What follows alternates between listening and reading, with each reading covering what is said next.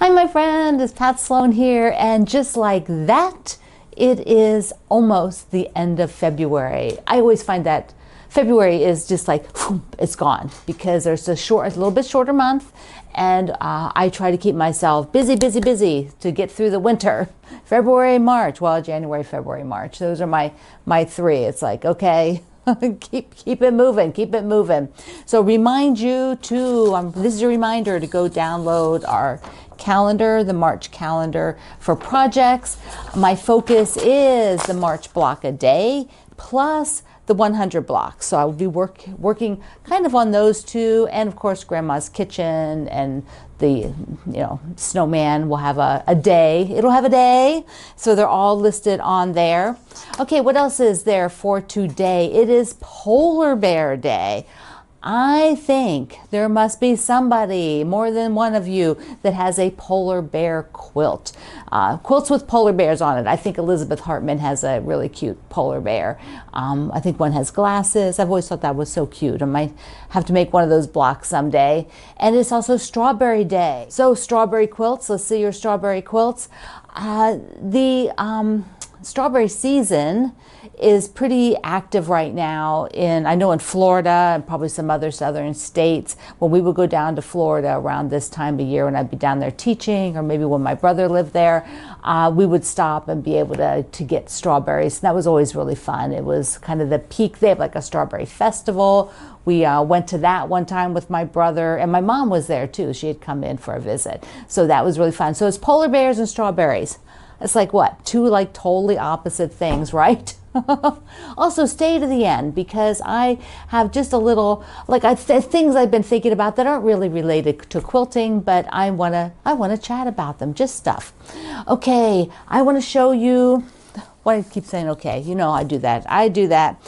Remember this top that I started and then decided that I just didn't really.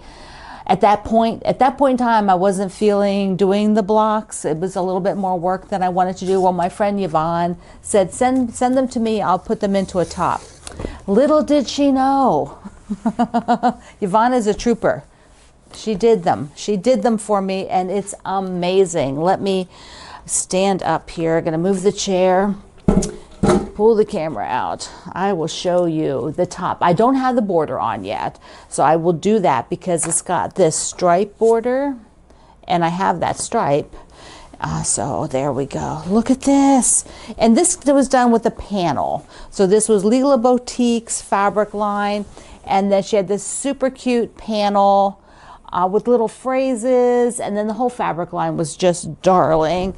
So there's all these, here, hold the bottom half off. See all these really darling little panels. Come sit a spell with the cauldron.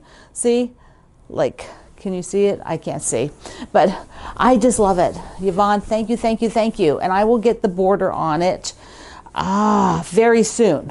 Then away can go to the long armor. My friend who long arms for me, she can put it on the stack. It won't have as high a priority, but I might have her do it sooner, just so it's done. So I'm gonna enjoy it. And I have the backing fabric. Actually, this is what the Leela Boutique. What is her? Vanessa. I couldn't remember her first name. Vanessa has suggested for it, and I love that. And see, here's the border. So I'm ready. I am ready to finish that one because it is so cute, and I am so forever grateful to such wonderful friends that say send it here. Oh my goodness, you guys are crazy. You're crazy to do that. All right, let me switch gears. We're going to London now. From Halloween, from polar bears and strawberries to Halloween and London town. I have the top done, and I worked through the last part of the blocks and I filmed it. So let's go. Here it is before anything is sewn, and what I'm going to do is just do sections, put it up, and kind of show you the whole process as I go, and it'll be kind of fast, at least from your viewing standpoint. Let's go. Let me just show you what it means to do a partial seam. And the diagrams are really clear, and I think the entire assembly is all partial seams. I'm not sure. I mean, not every single one, because the second one I do here won't be. But what I'll be doing is taking this flag, and I'll be lining it up on this left side, and then she recommends like an inch, is I'll be stopping here and back stitching. And so that's what I'll be doing first, and then when I open it up, I will then sew the clock right to here, like that.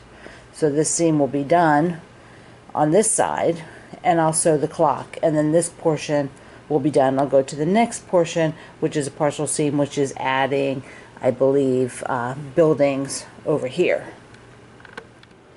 Okay, here we go. Just going to sew down to just past the last pin there. Not all, about halfway from the, here we go, sorry, from the last pin, about halfway down. Okay, so that's a good distance, and then I will back stitch a couple, and then I'll just go ahead and cut it. So this is a partial seam, because it did not go to the end, and if I did, it would be weird because you wouldn't be able to do anything with that. This, when I have the pins out, I can fold it and see, fold it open. Oop. And then now I have the ability to sew something here along this edge. So I have the ability to sew along this edge. But the next thing is we're going to add the clock just out here like regular patchwork. So do that. The next piece is starting to sew the Liberty of London store. Sew it to the flag first. And then once this seam is done, put this down here and sew to this building partially out. I'm going to find it easier to put the flag on the top because I have to find, you gotta, undo everything. Don't, be sure it's flat so that you're not sewing something you don't want to be sewing. Push the house away, okay? So like, see here, the house is pushed away so that I've got this partial seam from the flag and I can see where it is. I can line it up, I'm doing this one-handed, but I can line that up and then pin it along. I have to do that with two hands, but you can see the idea. So I will line it up and pin it across. And then after that, I will do the partial seam to this building, an inch out from the edge. But you can see why you need an inch. You need more than 1/4 of an inch because that's what your seam allowance is. You need an inch so you have some maneuverability here to push that house away and still be able to lay the flag flat. Okay? There, that's the process. And then just continue. Here it is as I'm at the machine. And the only fiddly thing is to, be sure you get this locked down there at the corner so that it's not flipped up on the back, so the back is not flipped up. You want to be sure you're got the pieces down. I'm gonna get my needle out of the way. And then remember, when you come down here, we got block under here. We're not out at the edge. So you once again are doing a partial seam and back stitching. So here's the flag sewn where the partial seam was up here because I did not want to, obviously you can't sew the whole length. Anytime you can't sew the whole length, you're doing a partial seam. And then now I have this building, which I will flip over like this, flip like this, and then this is an easy sew. That's the seam that I just did is right here. And now this is an easy sew. I will pin, and I will stop then, about an inch up there. Be sure your blocks are accurate size. There is no wiggle room. There is no sashing to help you out. So your blocks need to be accurate. Otherwise, you're going to either not be able to reach something or you're going to have excess. So be sure you have measured all your blocks for accuracy. And this one is sewn with the partial seam there. So, okay, so it turns out the next thing I do is the tree, which will be in this corner up here. So I will do a few more sections and then show you. All right, this is going to be just a teeny bit fiddly because you have kind of these wobbly parts and how we don't usually work with parts, you know, like things like this, you know, like, but now I'm doing the Ferris wheel at the bottom, and then I will shift over and there'll be another building with a flag here, and then it looks like I go back to the lower section, do the cab and a flag. So it is kind of building out this way now, just following the pattern.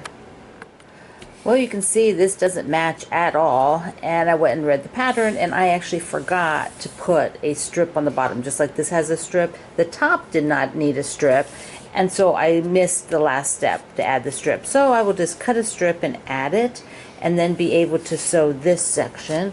And I am over here now. This is where I am with things, and then it's going along pretty quickly. So I have these blocks to do still. If you're laying stuff out and all of a sudden you're like, is this a partial seam or not? It is always a partial seam if you have some sort of block behind you.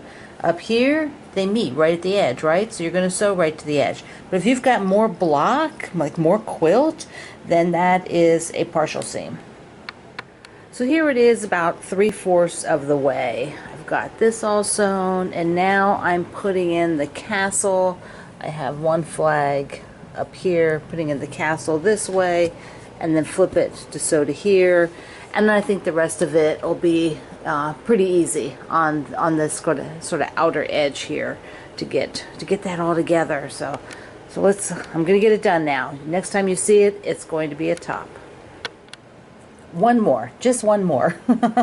So here I have to sew the flag to this, so I will do that, and it'll be like the partial seam, and it's a little fiddly because I don't have that sewn, but I'll be lining these up and sewing because it's not gonna, you know, reach, so to the partial seam out there.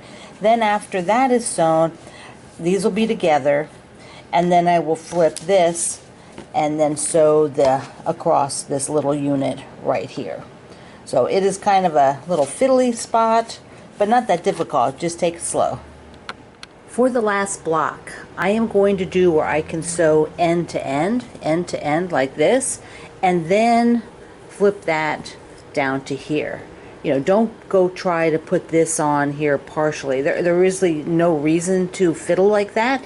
This goes end to end perfectly, and then you flip it over and you do the final seam. Are you ready? Are you ready? Oh, well, this was a awesome finish because these blocks all took just a few minutes. Nothing on here was fast. They all took a few minutes to do, and I am so excited to see that final. I have such fantastic memories of London. I went to London 3 different times. Hold on one second. Let me just put it up here. Okay, there we go. And I'll get the other camera here in 1 minute and just show you. Whoops. And I'll show it to you. But I went to London 3 times, all when I lived at home in Brussels. The first time was when I went with a student group, and we went to something similar to Outward Bound, where it was an adventure thing. We met with kids from other countries, and we did sort of these, climbing trees, doing rappelling, all that kind of like team building kind of stuff. The other time, second time, was with my family for my 16th birthday. My dad took me to London to go see play and out to dinner. We went to Trader Vic's.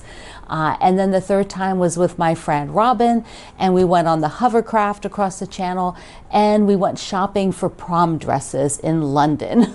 I think I somewhere have the theater program, and I'm going to look for it for next week. So that might be something I can show you. So let me get the other camera.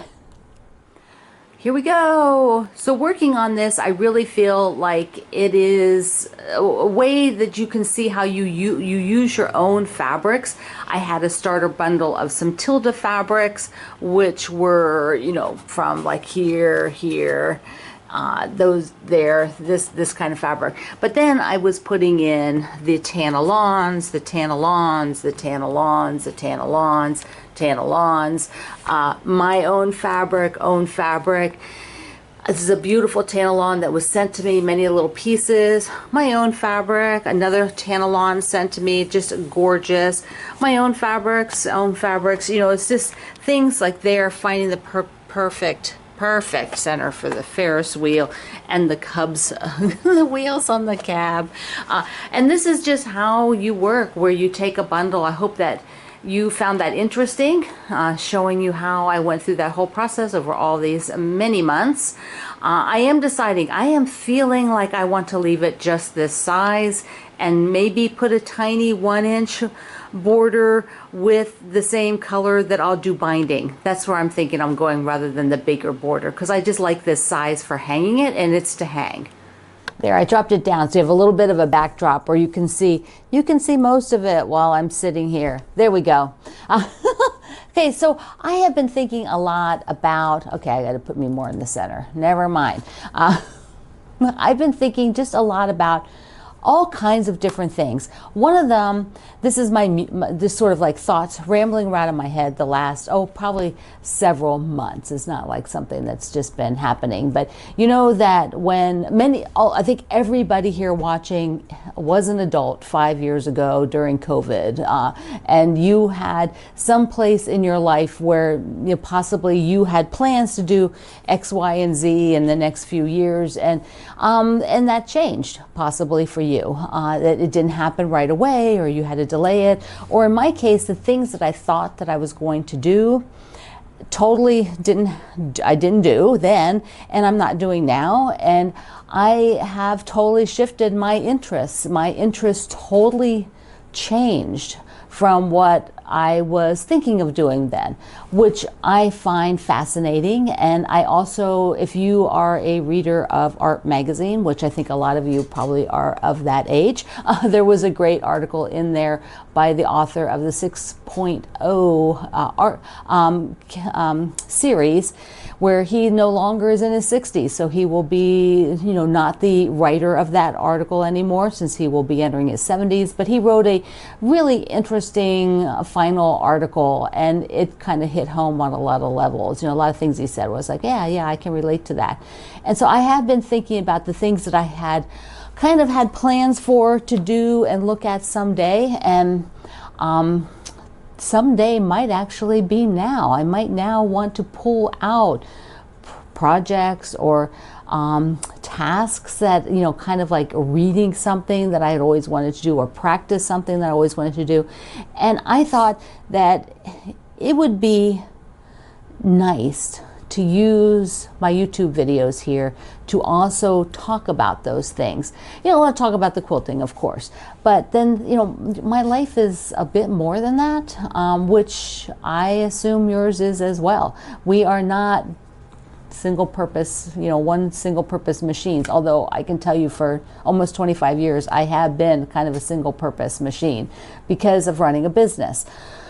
But you aren't running a business, you running your life, and you have a lot of other things going on. So I just thought it would be fun to use a section. Also, I read an interview with Drew Barrymore, who is been a talk show host now since 2020. Her life changed too in 2020, and she just turned 50. So that same issue had an interview with her, and there was things in there that I don't know much about her, but there were things that really resonated with me as well.